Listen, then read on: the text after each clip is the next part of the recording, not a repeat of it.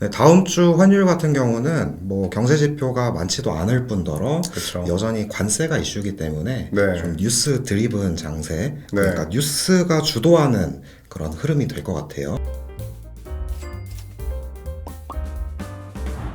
안녕하세요. 국민은행 자본시장연구부 이호경입니다. 네, 안녕하세요. 이코노미스트 이민혁입니다. 이번 주도 여전히 관세가 이슈였어요. 네, 그렇죠. 달러는 여전히 약세를 보였고요. 네, 한 가지 달라진 점은 올해는 트럼프 대통령 발언에 하나하나 예민하게 반응했던 시장이 네. 트럼프 대통령도 최근에는 좀 당황을 했는지 말을 조금은 아끼려고 하는 것 같아요. 네, 맞습니다. 네, 이번 주 동향 한번 정리를 해주실 수 있을까요? 네, 우선 미국 달러가 많이 약해졌죠. 네. 달러 인덱스가 99포인트까지 내려왔는데 연초에 이제 110포인트였으니까 거의 10% 이상 달러가 약해졌다라고 네. 볼 수 있을 것 같고요. 2022년 4월 이후 거의 네. 최저 수준입니다. 네.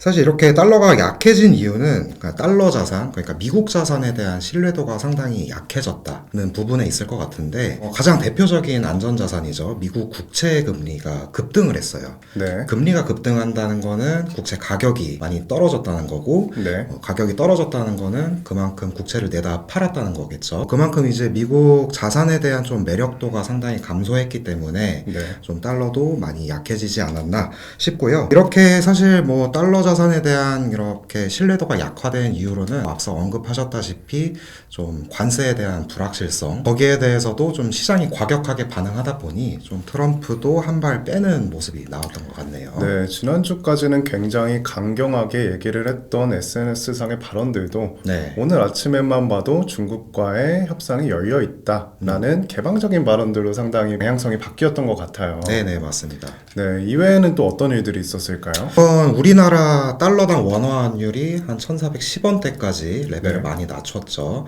사실 뭐 지난주, 지지난주까지만 해도 고점이 1487원까지 상당히 빠르게 올라갔었는데 네. 지금 레벨이 상당히 좀 빠르게 내려왔다라고 볼 수 있겠고요. 퍼센티지로 보면은 고점 대비 한 4% 정도 원화가 강해졌다라고 볼 수 네. 있을 것 같아요. 근데 이제 달러 인덱스가 10% 빠진 거에 비하면은 그렇게 하락폭이 크지는 않은 것 같아요. 그래도 뭐 지난주나 지지난주에 비해서는 그래도 원화가 많이 강세로 방향성을 전환을 했네요. 원화가 지지난주나 올해 들어서 그래도 상대적으로 강세를 보이고 있다고는 하지만 그래도 달러 인덱스가 10% 이상 하락한 거에 비하면 아직도 저평가되어 있다는 느낌을 지울 수는 없는 것 같아요. 네네, 이거에 대한 이유는 어떻게 보십니까? 네, 뭐 말씀하신 대로 저도 우리나라 원화가 상당히 좀 저평가되어 있다라고 생각이 되는데 사실 이게 뭐 불행인지 다행인지는 잘 모르겠지만 한국 원화만 이렇게 저평가돼 있는 건 사실 아니거든요. 물론 이제 뭐 유로나 네. 일본 엔 같은 선진국 통화들은 달러 대비 확연히 강해진 건 맞아요. 네.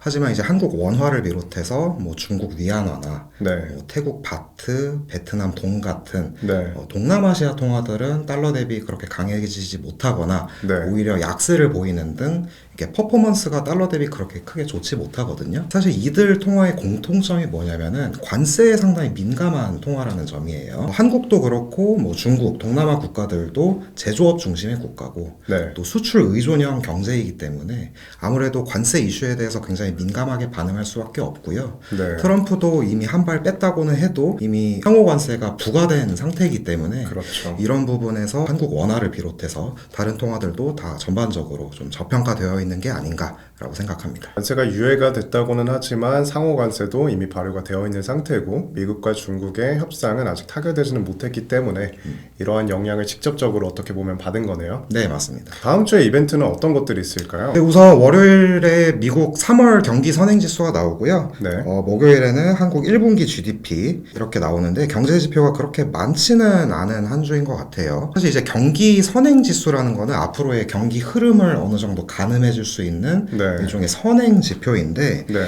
최근 뭐 미국의 뭐 관세 이슈도 그렇고요. 네. 뭐 소비 심리도 굉장히 안 좋죠. 네. 그리고 여러 가지 뭐 지표들을 봐도 계속 미국 경제에는 안 좋은 소식들이 나오고 있기 때문에 네. 다음 주에 나오는 경기 선행지수도 좀 더 내려갈 수 있다라고 생각이 되고 네. 이런 부분이 확인이 된다면 결국은 미국 경제 펀더멘털이 약해지는 거기 때문에 달러도 추가적으로 좀 약세를 보일 수 있을 거다라고 생각이 되고요. 그리고 목요일에는 한국 1분기 경제 성적표죠. GDP가 발표되는데 네. 최근 1월에서 2월까지만 나온 실물 지표들만 봐도 좀 그렇게 좋지 않습니다. 그리고 소비 심리도 여전히 안 좋고요. 네. 그리고 탄핵 심판도 계속 지연돼 왔었기 때문에 이런 부분도 영향을 미쳤을 것이다 라고 생각이 되거든요. 그래서 지금 시장 컨센서스로는 전기비 한 0.1% 성장 네. 이렇게 예상을 하고 있지만 아마 여기서 더 나빠질 가능성도 있어서 좀 마이너스 성장도 배제할 수는 없는 상황이다 라고 말씀드릴 수 있을 것 같아요. 아무래도 한국 같은 경우는 그러면 국제적인 이슈뿐만 아니라 내부적으로도 많은 문제점을 겪고 있기 때문에 그래도 경제 성장이나 이런 거에 있어서 조금 관점이 좋게 볼 수는 없다. 그쵸. 라고 볼 수 있겠네요. 다음 주 환율 전망 어떻게 보십니까? 네, 다음 주 환율 같은 경우는 뭐 경제 지표가 많지도 않을 뿐더러 그렇죠. 여전히 관세가 이슈이기 때문에 네. 좀 뉴스 드리븐 장세, 네. 그러니까 뉴스가 주도하는 그런 흐름이 될 것 같아요. 그 중에서도 특히 관세가 제일 중요하고요. 네.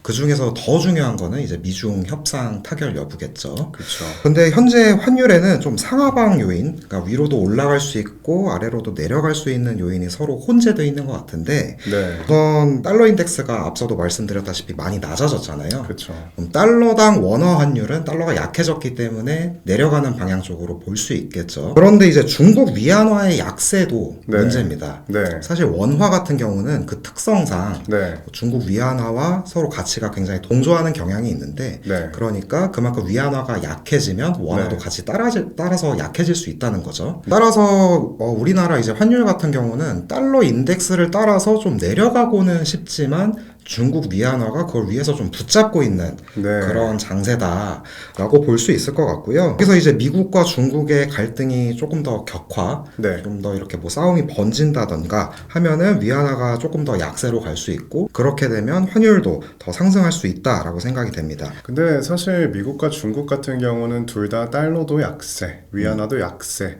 어떻게 보면은 둘은 지금 가장 먼저 협상을 해야 되는, 그쵸. 협상을 해야만 되는 상황인 것 같아요. 네네. 혹시 2018년도에 비슷한 상황 때는 미중 갈등이 어떻게 흘러갔었는지 네. 혹시 간단하게 코멘트 가능하실까요? 트럼프 1기 행정부 시절이었죠. 2018년 7월에 본격적인 무역전쟁이 발발을 했는데 네. 그 이후로 거의 1년 이상 뭐 협상이 있었기도 했지만 실제로 협상이 타결된 거는 2020년 한 1월 무렵이었습니다. 상당히 오래 걸렸군요. 한 1년 이상의 기간이 걸렸다라고 볼 수 있는데 네. 그 당시 달러당 위안화 환율이 6.3 위안에서 7.1 위안으로 10% 이상 절하가 됐고요. 네. 이렇게 중국 위안화가 약해지다 보니 원화도 같이 약해지면서 네. 달러당 원화 환율은 한 1,000원에서 1,100원에서 시작해서 1,200원까지 100원 이상 상승한 그런 사례가 있기 때문에 네. 이번에도 중국 위안화가 상당히 좀 약세를 보인다면 네. 우리나라 환율도 거기에 맞춰서 따라서 올라갈 그럴 가능성이 있지 않을까라고 좀 주의를 해야 될 것 같아요. 상방과 하방 위험이 모두 존재하는데 사실 이런 것들은 지금 앞으로 발표될 지표들보다는 이제 미국과 중국의 협상 진전이 어떻게 되느냐에 달려 있다 보니까 정확한 예측이 더욱 어려운 한 주가 되겠네요. 네, 맞습니다. 사실 좀 방향성을 예측하기는 상당히 어려운 상황이라고 생각이 되고요. 네. 그리고 다음 주에는 좀 다행스럽게도 한국과 미국의 관세 협상이 예정이 드디어. 돼 있습니다. 네. 이제 경제 수장들이 만나서 관세 협상을 할 예정인데 지금 뭐 뉴스에 나오고 있는 얘기로는 한국에서 꺼낼 카드는 네. 조선 부문에 대한 그런 협력이라든지 네. 알래스카 LNG 프로젝트에 뭐 참여하는 그런 카드를 내밀면서 관세율은 좀 인하 되는 그런 거를 좀 바라고 있는 것 같아요. 하지만 이제 관세 협상으로 만나는 거 이번이 첫 번째이기 때문에 그렇죠. 좀 극적으로 타결될 가능성은 좀 낮지 않나라고 생각되고 네. 사실 좋은 뉴스가 나오더라도 국내 경기 펀더멘털 그러니까 성장률이 상당히 우리나라 부진하기 때문에 네. 그런 부분에서도 원화가 좀 힘을 받기는 어려운 상황이라고 생각이 되고요. 네. 따라서 좀 1,400원을 하회하기는 아직은 좀 이른 시점이지 않나라고 생각이 되고 지금이 한 1,420원인데 네. 만약에 좀 부정적인 뉴스가 나온다 라고 하면은 지금 수준에서 최소 한 20원 좀 더 열어두면 한 30원까지는 오히려 튈 가능성을 좀 열어둬야 되지 않나 싶습니다. 따라서 다음 주 달러원 환율 레인지는 1,400원에서 1,450원으로 예상합니다. 네, 이종 통화에 대한 레인지 같이 한번 말씀해 주시죠. 유로화는 미국 달러 약세 수혜를 받는 가장 대표적인 통화 중에 하나죠. 네. 달러의 힘이 그만큼 이제 유로로 점차 넘어가고 있는 모멘텀이다라고 네. 볼 수 있겠고요. 그리고 현재 유럽은 미국과 또 관세 협상을 진행 중입니다. 뭐 관세율 인하 같은 좋은 뉴스가 나오게 된다면 유로화의 어떤 강세 모멘텀도 더욱더 강해질 것이라고 생각이 돼서 다음 주 유로원 환율 레인지는 1,600원에서 1,630원으로 예상합니다. 그리고 엔화 같은 경우는 유로와 마찬가지로 달러 약세의 반사 효과를 굉장히 크게 받는 통화 중에 또 하나예요. 그리고 이제 또 미국 자산에 대한 신뢰도도 약화됐고 맞죠. 또 통상 이제 엔화 같은 경우는 글로벌 경기 침체에 대한 우려가 커질수록 네. 안전자산으로서의 역할을 하기 때문에 네. 엔화 수요가 더 늘어나는 경향이 있거든요. 네. 반면에 원화 같은 경우는 상대적으로 좀 많이 저평가되어 있기 때문에 이제는 N1 환율도 좀 1,000원의 시대에 도래하지 않았나 싶습니다. 네. 따라서 다음 주 N1 환율 레인지는 990원에서 1,020원으로 예상합니다. 네, 이상으로 똑똑한 환율 이야기 환율 똑똑 마치도록 하겠습니다. 감사합니다.